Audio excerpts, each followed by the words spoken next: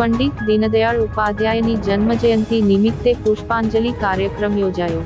ભારતીય જનસંઘના સંસ્થાપક સદસ્ય અને માર્ગદર્શક પંડિત દીનદયાળ ઉપાધ્યાયજીની જન્મજયંતિ નિમિત્તે આજે ભરૂચના જ્વાલેશ્વર મહાદેવ મંદિર, જ્યોતિનગર, ગોલાવ ખાતે પુષ્પાંજલિ કાર્યક્રમનું આયોજન કરવામાં આવ્યું હતું।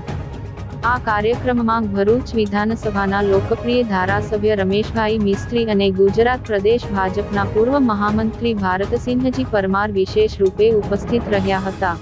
ધારાસભ્ય રમેશ મિસ્ત્રી અને ભારતસિંહજી પરમારે ઉપસ્થિત કાર્યકરોને પંડિત દીનદયાળ ઉપાધ્યાયજીના જીવન અને રાષ્ટ્ર નિર્માણમાં તેમના મહત્વપૂર્ણ યોગદાન વિશે માર્ગદર્શન આપ્યું હતું।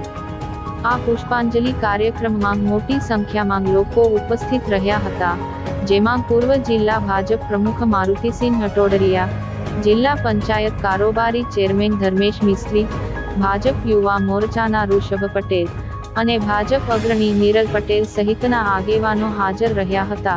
કાર્યક્રમમાં ઉપસ્થિત સૌએ પંડિત દીનદયાળ ઉપાધ્યાયજીના આદર્શોને યાદ કરી તેમને શ્રદ્ધાંજલિ અર્પી હતી। ભારતીય જનસંઘના રાષ્ટ્રીય મહામંત્રી પંડિત દીનદયાળ ઉપાધ્યાયજીનો આજે જન્મદિવસ છે।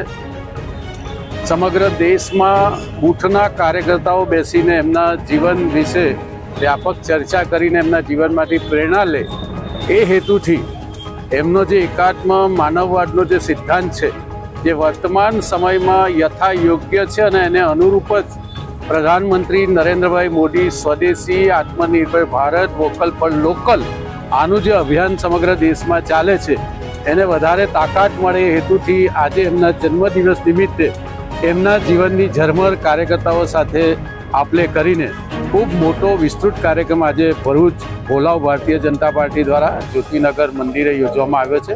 મોટી સંખ્યામાં કાર્યકર્તા ભાઈઓ બહેનોએ ભાગ લીધો છે। આજે સમગ્ર દેશભરમાં બૂથ સુધીના કાર્યક્રમમાં પંડિત દીનદયાળજીના જન્મદિવસ નિમિત્તે એમના જીવનમાંથી ભારતીય જનતા પાર્ટીના કાર્યકર્તા કંઈક શીખ મેળવે, સંકલ્પ લે, એટલા માટે એમને માટે આ શ્રદ્ધાંજલિનો દિવસ હતો।